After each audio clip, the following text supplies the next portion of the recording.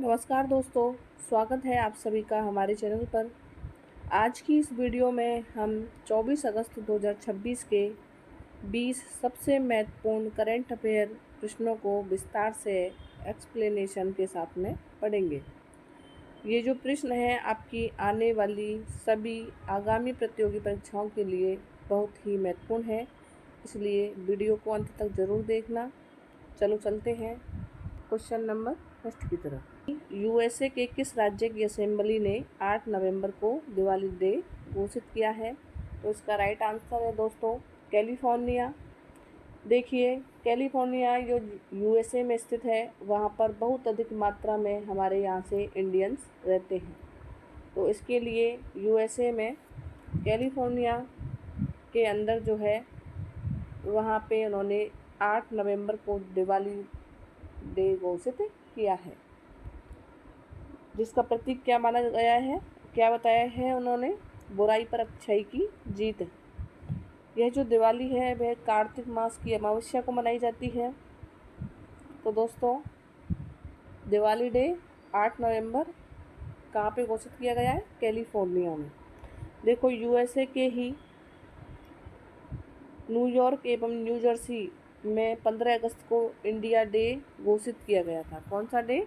India day.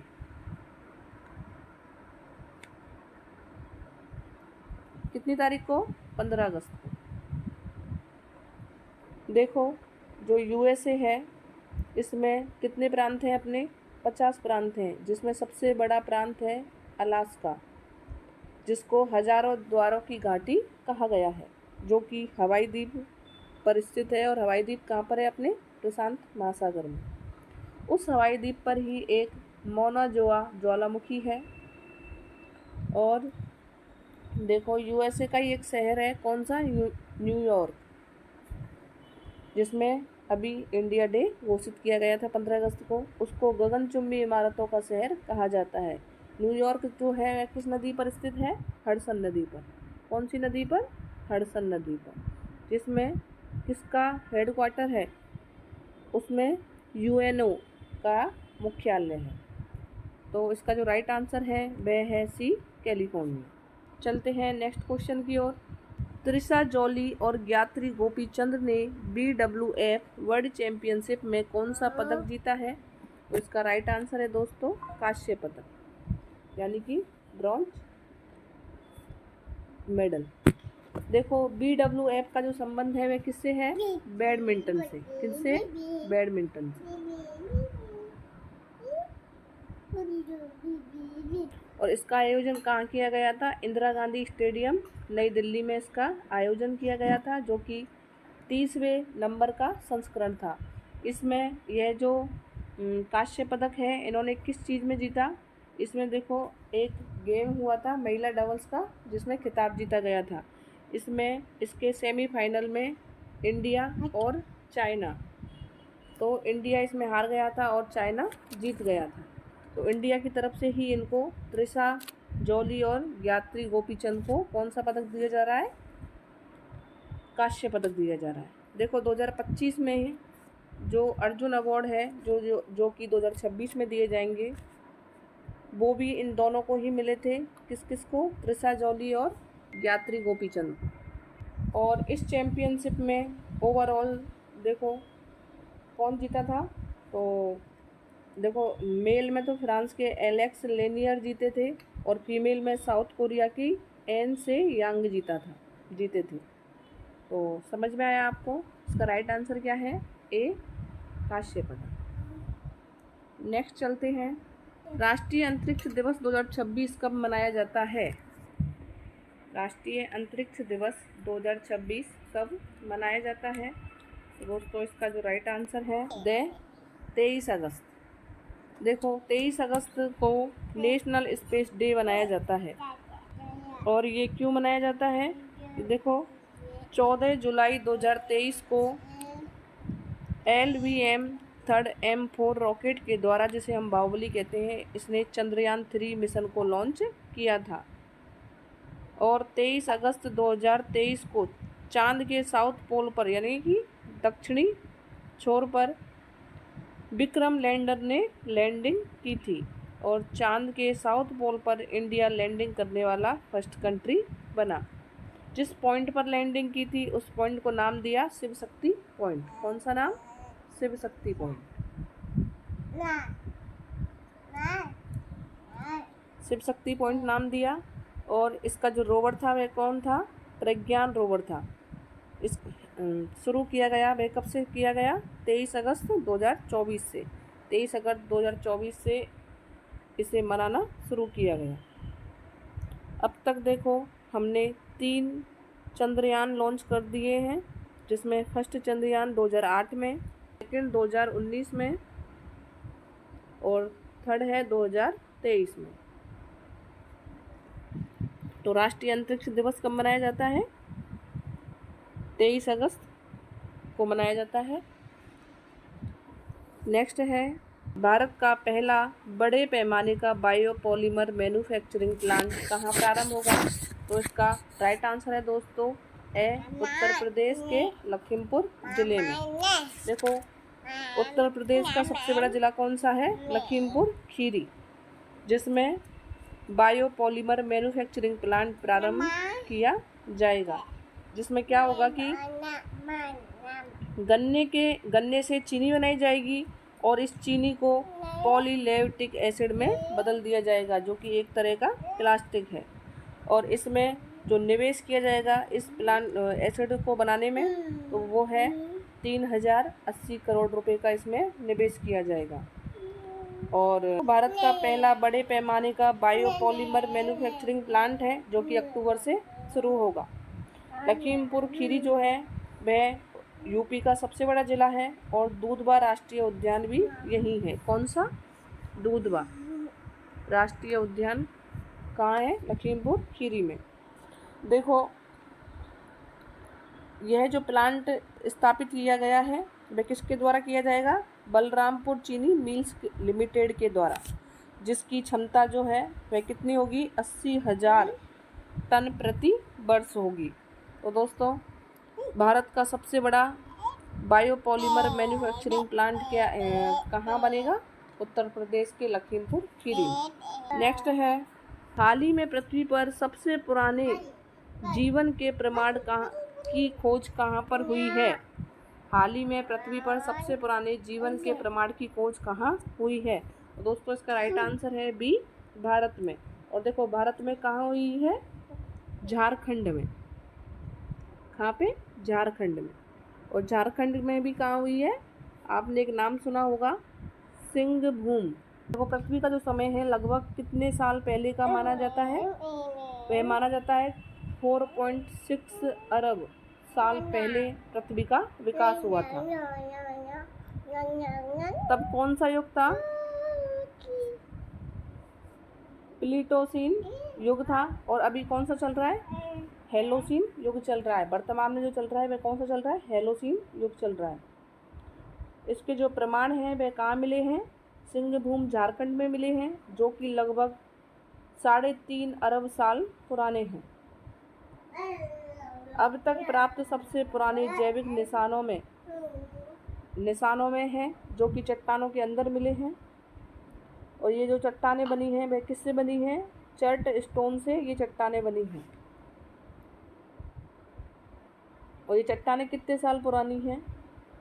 इसका पता हम कौन सी पद्धति से लगाते हैं? यूरेनियम डेटिंग पद्धति से। और जीवाश्म का पता किससे लगाते हैं? कार्बन डेटिंग पद्धति से। तो आपको समझ में आ गया होगा कि इसका राइट आंसर भारत है। भारत के झारखंड में सिंहभूम। नेक्स्ट है, सोफी एडिनॉट स्पेस वॉक पूरी करने वाली किस देश की पहली महिला अंतरिक्ष यात्री बनी है? तो इसका जो राइट आंसर है वह है क्या है? से फ्रांस। देखो सोफी एडिनॉट जो है वह कहाँ की है? फ्रांस की है। और ये स्पेस वॉक करने वाली फ्रांस की पहली महिला है और यूरोप की सेकंड महिला है जिन्होंने स्पेस वॉक किया है। उन्होंने किसके साथ में वॉक की? वो की अनिल मेनन के साथ में। किसके साथ में करी? अनिल मेनन के साथ में। और कितने घंटे में करी? वो करी 6.23 मिनट्स में। 6.23 मिनट्स में इन्होंने ये जो वॉक है वह पूरी की। ये यूएस स्पेस वॉक जो है वह 47वें नंबर की है। और पूरे विश्व में सर्वाधिक स्पेस वॉक का टाइम जो है वह किसने पूरा किया था, वो है अपनी सुनीता विलियम्स, जिन्होंने लगभग 62 घंटे की स्पेस वॉक की थी। और ये जो स्पेस वॉक है वह क्या है, देखो इंटरनेशनल स्पेस स्टेशन से बाहर निकल करके जो रिपेयरिंग संबंधी काम करते हैं उसको क्या कहती है, स्पेस वॉक कहते हैं। नेक्स्ट है, भारतीय सेवा ने ड्रोन संचालन और प्रतिरक्षा के लिए पहली बटालियन बाज का गठन कहाँ किया है। तो इसका राइट आंसर है दोस्तों पंजाब में। देखो ड्रोन टेक्नोलॉजी में जो सबसे पहले बटालियन शामिल की गई थी वह कौन सी थी, भैरव बटालियन, जो कि जयपुर से ली गई थी। देखो बाज क्या है, एक शिकारी पक्षी है जो अपने क्षेत्र में किसी को भी नहीं आने देता और आसमान से ही वह नज़र रखता है। तो इस बटालियन का उद्देश्य भी क्या है, आसमान से दुश्मन की गतिविधियों पर नज़र रखना इसका काम होगा। और यह लॉन्च कहाँ हुई, पंजाब के जालंधर में, जो कि एक सीमावर्ती क्षेत्र है। आसमान में नज़र रखने वाली बटालियन कौन कौन से ड्रोन शामिल होंगे, तो देखो यूएसए की 9B ड्रोन होगी एक, तो दूसरी इजराइल की हेरॉन और हरमस ड्रोन। तो देखिए पंजाब के जालंधर से ही अभी कुछ दिन पहले यशोदा AI पहल को राष्ट्रीय महिला आयोग के द्वारा प्रारंभ किया गया था। तो आप सब ये याद रखना। नेक्स्ट है, भारतीय नौसेना में शामिल तीसरा anti submarine warfare shallow watercraft कौन सा है। तो इसका राइट आंसर है दोस्तों डी, मंगरोल, INS मंगरोल, जो कि नौसेना में शामिल हुआ है। तीसरा, भारतीय नौसेना में तीसरा एंटी सबमरीन वॉरफेयर यानी कि ASW सैलो वाटरक्राफ्ट SWC, यह एक जो है वह 3rd नंबर की INS मंगरोल जो है वह, यह सबमरीन कौन सी है, तीसरे नंबर की है। और इसका जो निर्माण है वह कोची शिपयार्ड लिमिटेड के द्वारा किया जा रहा है और इंडियन नेवी में से शामिल किया गया है। देखो फर्स्ट जो है, फर्स्ट सबमरीन कौन सी है अपनी, वह है अर्नला, और सेकंड कौन सी है, INS एनथ्रोट। मंगरोल नाम इसको किस लिए दिया गया, देखो गुजरात के जूनागढ़ ज़िले में एक तटीय शहर है जिसका नाम क्या है, मंगरोल, तो इसलिए इसको मंगरोल नाम दिया गया। देखो मैंने आपको पहले भी बताया था कि भारत की 3 परमाणु पनडुब्बियां हैं, कौन कौन सी, INS अरिहंत, INS अरिघात और INS अरिदमन, जो कि हाल ही में बनी है। नेक्स्ट है, नीरज चोपड़ा ने लोजेन डायमंड लीग 2026 में कौन सा पदक जीता। तो इसका राइट आंसर है बी, रजत पदक। देखो लोजेन जो है वह स्विट्जरलैंड के अंदर एक स्थान है जिसमें सिल्वर गोल्ड किसने जीता है, नीरज चोपड़ा ने। इन्होंने 88.05 मीटर दूर भाला फेंक के यह पदक जीता है। और गोल्ड पदक किसने जीता है, रूमेश थारंगा ने, जो कि श्रीलंका के हैं। उन्होंने भी भाला फेंक में गोल्ड मेडल जीता है। उन्होंने ही कॉमनवेल्थ गेम्स 2026 में सेम पदक जीते। रूमेश थारंगा ने तो गोल्ड पदक जीता और नीरज चोपड़ा ने सिल्वर पदक जीता। नीरज चोपड़ा ने ही पेरिस ओलंपिक में सिल्वर मेडल जीता था, जो भी भाला फेंक में, और टोक्यो ओलंपिक में भी इन्होंने गोल्ड मेडल जीता था भाला फेंक में। इसलिए 7 अगस्त को भाला फेंक दिवस मनाया जाता है। कितने दिवस को, 7 अगस्त। देखो आगे एशियन गेम्स का आयोजन जो है 2026 वह जापान के आईची नबाया स्थान पर होगा, जिसमें भारत की तरफ से टीम जाएगी और इसमें कुल सदस्य होंगे 492 सदस्य होंगे, जिसमें 265 मेल और 227 फीमेल होंगे और 19 सितंबर 2026 से यह आयोजन किया जाएगा। देखिए पहला एशियन गेम्स जो है वह 1951 में नई दिल्ली भारत में हुआ था और 90 नंबर का भी एशियन गेम्स जो है वह नई दिल्ली भारत में 1982 में हुआ था। तो आप ये याद रखना कि नीरज चोपड़ा ने कौन सा पदक जीता है, रजत पदक। नेक्स्ट है CSIR NISCPR ने अपनी हिंदी विज्ञान पत्रिका के प्लेटिनम जुबली समारोह का आयोजन किया है। CSIR NISCPR की पत्रिका का नाम क्या है? तो दोस्तों इसका जो राइट आंसर है वह है बी, विज्ञान पत्रिका। देखो CSIR का पूरा नाम क्या है?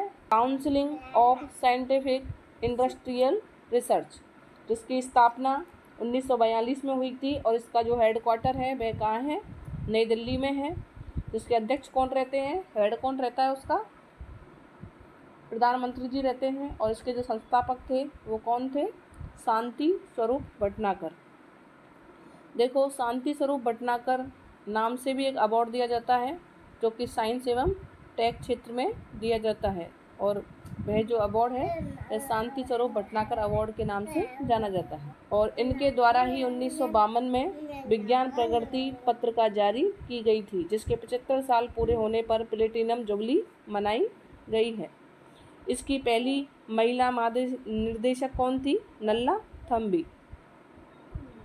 तो आप याद रखना कौन सी जुबली बनाई गई है? प्लेटिनम। कितने साल? 75 साल पूरे होने पर। और 1952 में यह जो पत्रिका निकाली थी। कितने में? 1952। नेक्स्ट है हाल ही में खगोलविदों ने कितने साल पुराने पथरीले मेगा अर्थ GJ523b की खोज की है? तो दोस्तों इसका जो राइट आंसर है वह है बी, 170 मिलियन साल पुराने मेगा अर्थ, जिसको नाम दिया गया है, पुराने पथरीले पत्थर हैं जिनको मेगा अर्थ GJ523b नाम दिया है और ये कितने साल पुराने हैं? 170 मिलियन साल पुराने हैं। इसका जो वजन है वह पृथ्वी के वजन से 23 गुना अधिक है। कितने गुना? 23 गुना अधिक है और लगभग 2.5 गुना से भी यह बड़ा है। किससे? पृथ्वी से यह 2.5 गुना बड़ा है। नेक्स्ट है देश का पहला मानव हाथी संघर्ष अनुसंधान केंद्र कहाँ स्थापित करने की घोषणा की है? तो इसका राइट आंसर है बी, झारखंड में। नेक्स्ट है हाल ही में केंद्रीय क्षेत्रीय परिषद की बैठक कहाँ आयोजित हुई है? तो वो कहाँ पे हुई है? छत्तीसगढ़ में। नेक्स्ट है देश की पहली एयर ट्रेन परियोजना कहाँ प्रारंभ होगी? तो उसका राइट आंसर है बी, दिल्ली। नेक्स्ट है इंटरनेशनल बुकर प्राइज 2026 से किसे सम्मानित किया गया है? तो किसे किया गया है? ताइवान को, ताइवान टैबलॉक को। नेक्स्ट है फूड एंड एग्रीकल्चर ऑर्गेनाइजेशन ने एग्रीगोला मेडल 2026 से किसे सम्मानित किया है? तो उसके राइट आंसर है भारत के प्रधानमंत्री जी महोदय। नेक्स्ट है भारत में किस देश के सहयोग से वर्ष 2026 को कल्चर और टूरिज्म का साल घोषित किया है? तो उसका राइट आंसर है बी, इटली से, इटली के सहयोग से। नेक्स्ट है हाल ही में कैबिनेट ने भारत के पहले semi high speed railway corridor को कहाँ से विकसित करने की मंजूरी दी है? तो इसका राइट आंसर है सी, गुजरात से। नेक्स्ट है किस राज्य के उच्च न्यायालय ने भोजशाला परिसर को हिंदू मंदिर घोषित किया है?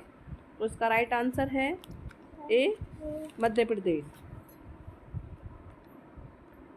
नेक्स्ट है भारत के पहले सैटेलाइट टैग वाले सॉफ्ट सेल कछुए को कहाँ छोड़ा गया है? तो इसका राइट आंसर है सी, काजीरंगा राष्ट्रीय उद्यान, जो कि असम में है।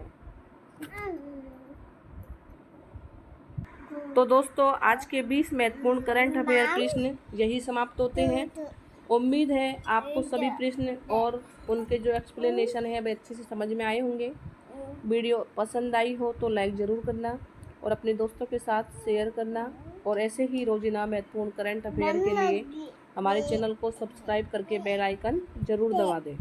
मिलते हैं अगली वीडियो में नए और महत्वपूर्ण प्रश्नों के साथ। तब तक के लिए धन्यवाद। जय हिंद, जय भारत।